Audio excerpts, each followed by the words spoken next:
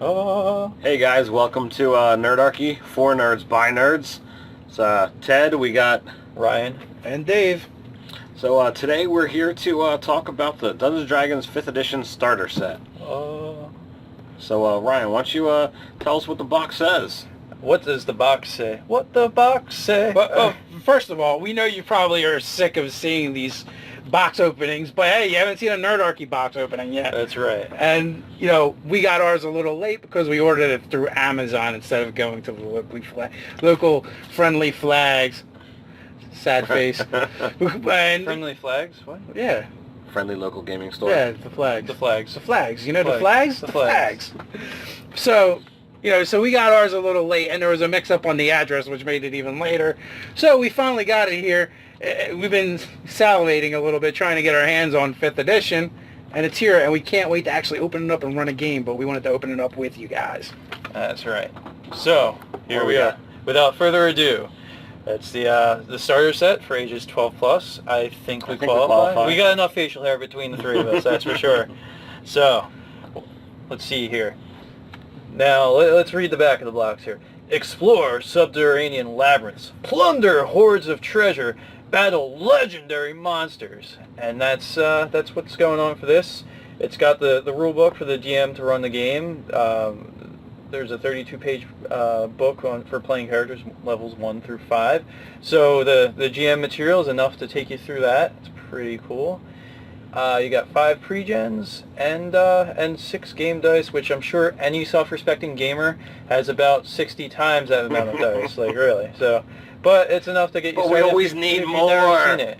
So yeah, and new players, you know, they probably don't have the dice yet. They probably, although one set of dice between your whole table is going to be pretty sad. So new players out there, please pick up another 2 or 3 sets of dice before you delve into this dungeon. Yeah, right, that's right. So yeah, the box as a whole looks pretty sweet on the outside. You got that on the front.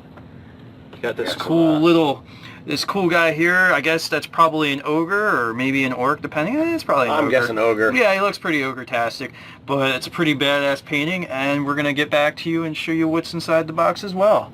And also, too, remember the price tag, $12 to $20, not bad. Oh yeah. Depending on where you get it from. That's it's good for your first fix. You know? It's reasonable. Yeah, that's right. They get you hooked. Here Ted is, opening the box. There goes the wrapper. What's in the box? What's in the box? And there it is. There's the dice, and like the back says, they're blue. Open up the dice.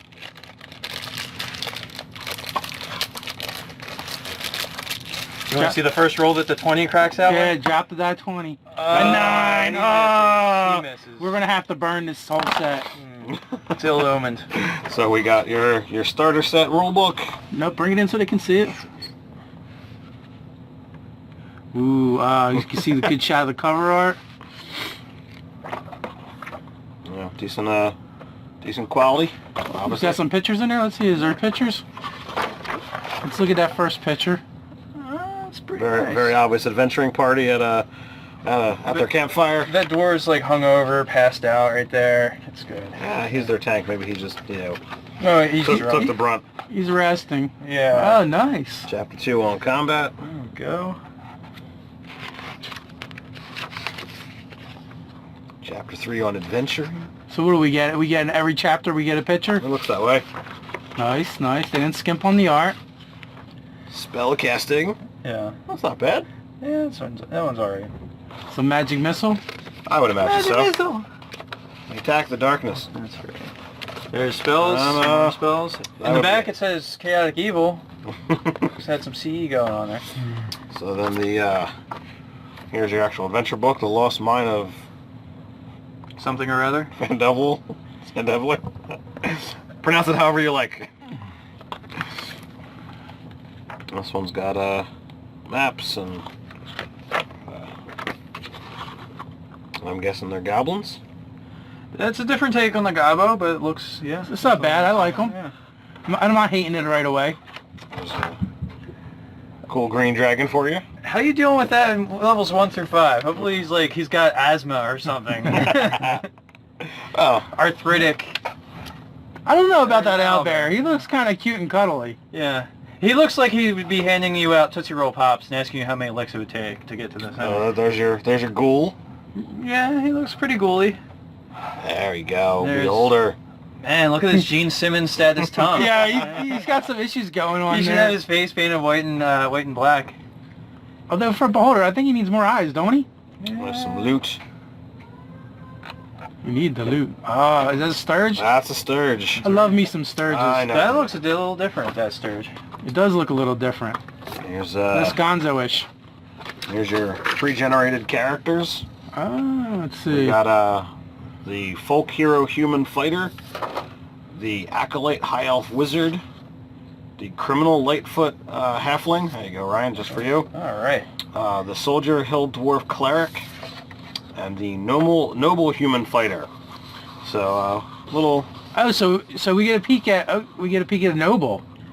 That's not in the PDF. Yeah, we don't have that. We don't have folk hero either, do we? Now folk hero we have. Okay. Yeah, it's in the PDF. So all right, so we get some stuff going on there. What else we got in that box? What did you do last night? Oh God, did I have sex with a dragon? I don't know. Spacer. The fancy spacer. Not Wait, but this right here, Dad will explain the claw marks on the back on my back. That's what. Okay, well, we've opened it up. We've had a chance to look through it. What's the impressions, guys? You know, first of all, the character sheets are on really good paper. Yeah, they're a little thicker than. And you know, the first thing that I noticed at looking at character sheets is we get a sneak peek at another background. We get to see a noble. Nice. Which, you know, originally there are four: the acolyte, the soldier, The criminal. sage, criminal, and now we also have noble. Which of the 5th edition stuff that I've seen so far, the backgrounds is like one of my favorites so far. The new addition to the game. It's been kind of added to Pathfinder, but I don't know if they did anything in 4th with it or not. Not that I know. No, they kind of had something because they introduced it actually with the Dark Sun rule set, where there was kind of like a thing where you could take like a Templar background or whatever, and you didn't have to actually be like a divine caster. You just could have it be a Templar, Right. so it's a servant of the Sorcerer Kings. But So this they did some feels stuff like this that. feels really good. Like it feels interchangeable with all of the classes and races. Because one of the things too that I noticed right away was the wizard. I would have figured the wizard would have the sage background. Right, to be the most archetypal Right. wizard and you could possibly have. And you would think the cleric would be, the acolyte. But they didn't do that. Oh, they gave the cleric got the folk hero. Sorry, no. Nope. Soldiers. Cleric got soldier. And our wizard got the acolyte, which is more of a priestly one. And the other thing too is these character sheets all look like they're referencing Forgotten Realms. Oh yeah, definitely. So you're the Nerdarchy art director. What's your impression of the art? What do you think of the art? The art in the book? I mean, overall, it's it's really strong. I mean, this is more, these aren't core books even. They're it's basically like a glorified like adventure in a way, right? Yeah, adventure. Yeah. I mean, so it's solid, pretty solid through and through. Like the maps are really nice. I like most of what was there. My concern was for our owlbear. He's a little cute and cuddly. Yeah, he's Only very, you very can much prevent the. fires or something. He looks like he's mean there, but he's still too Fluffy and purple. Yeah. Maybe it's the purple. Yeah, maybe. But maybe that's part of it. He's like, oh, look, he's so cute. Eat your face. Yeah. Well, it's kind of. I very much prefer this art direction than what was 4th edition, like where it looked like WoW, basically. Glowing weapons that are weapons and armor that were like oversized and stuff. Like this is very toned down from that. I personally feel with 4th edition and even Pathfinder, it just felt kind of anime-ish and manga-ish. Well, I mean that's. The joke is 4th edition was D&D the video game. Right. Yeah, but I felt Pathfinder did the same Well, thing. Pathfinder, that's also part of like there's this one artist that his stuff tends to just have that look, and he had a large part in sort of creating the art that goes along with it. And I mean, it's not, and it's more so going to be the stuff that he's doing, but he's also done a large portion. So he does the kind of bigger, more cartoony eyes and stuff on his characters.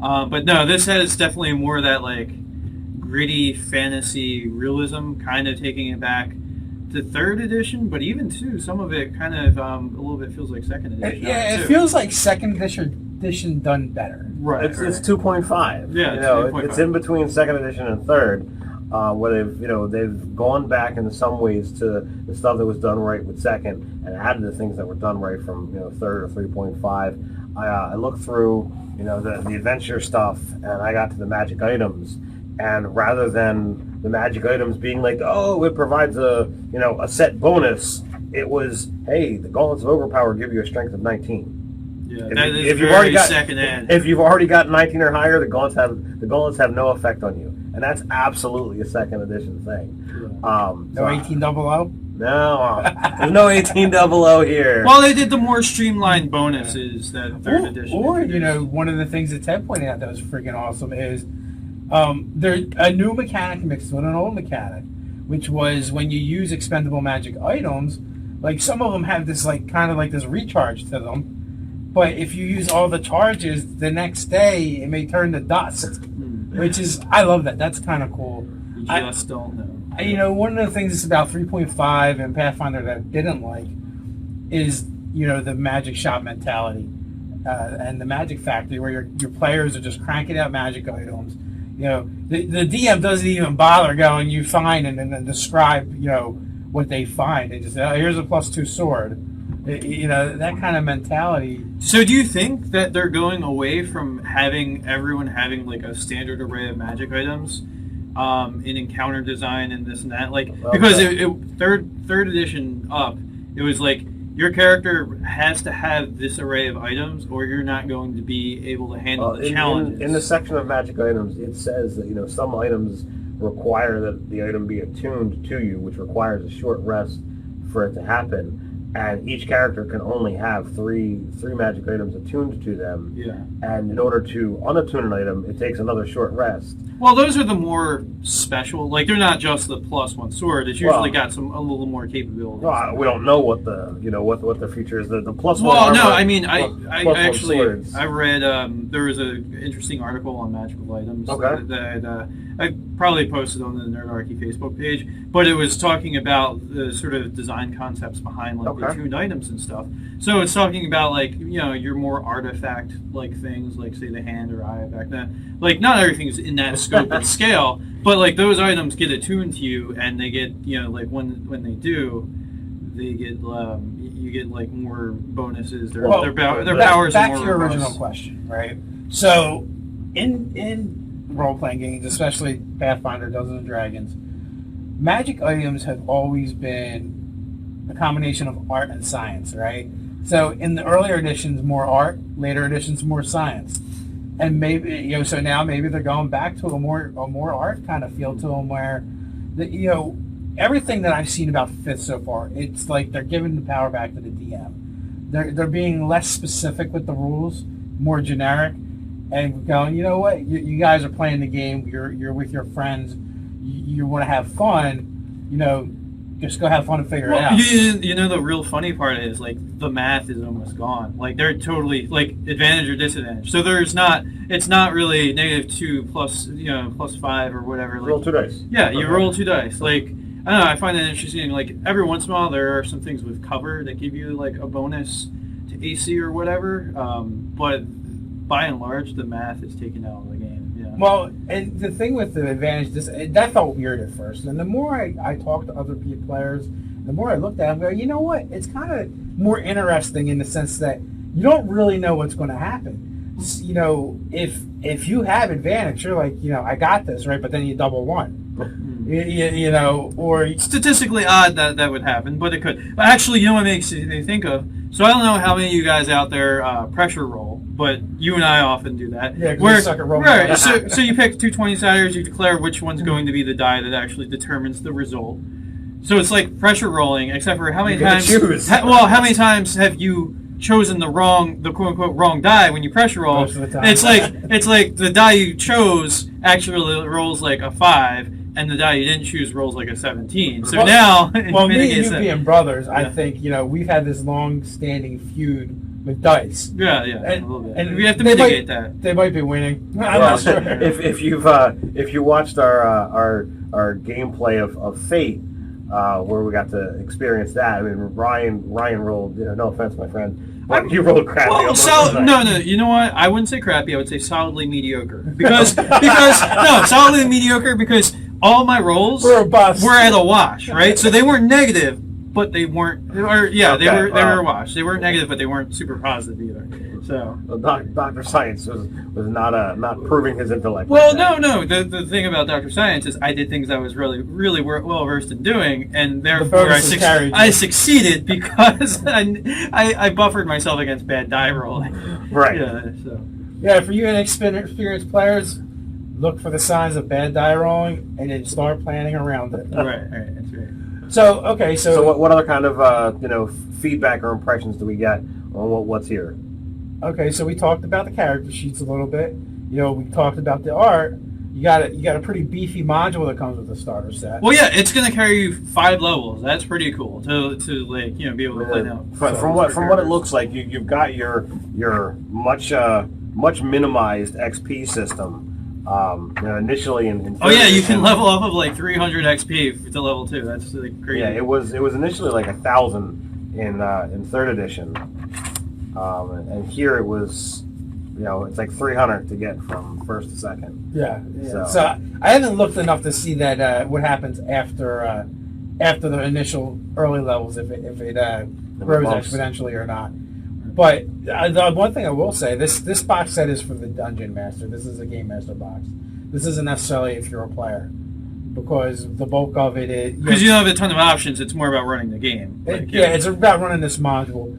You can actually download for free more information about playing the game on the Wizard of the Coast site than you can from this box set. So that being said, if I'm a player, I wouldn't buy this set. That would be my advice.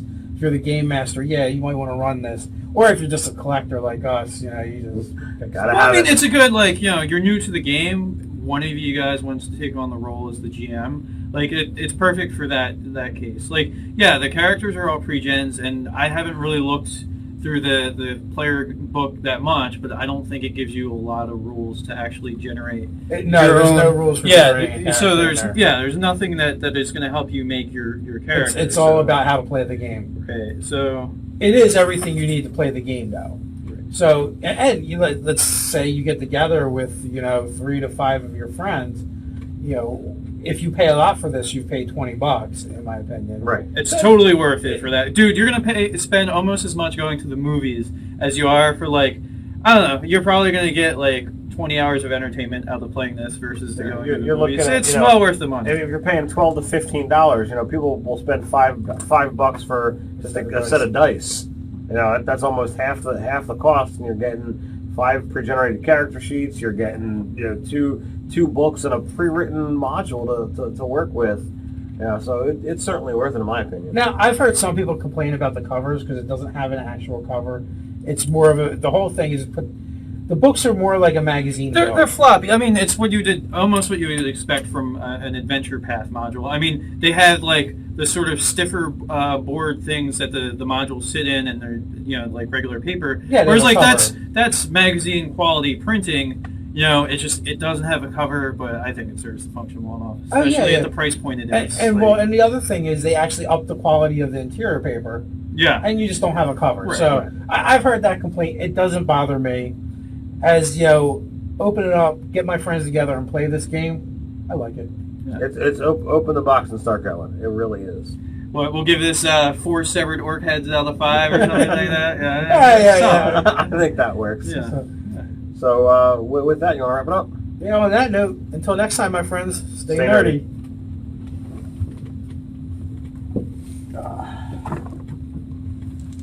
That section.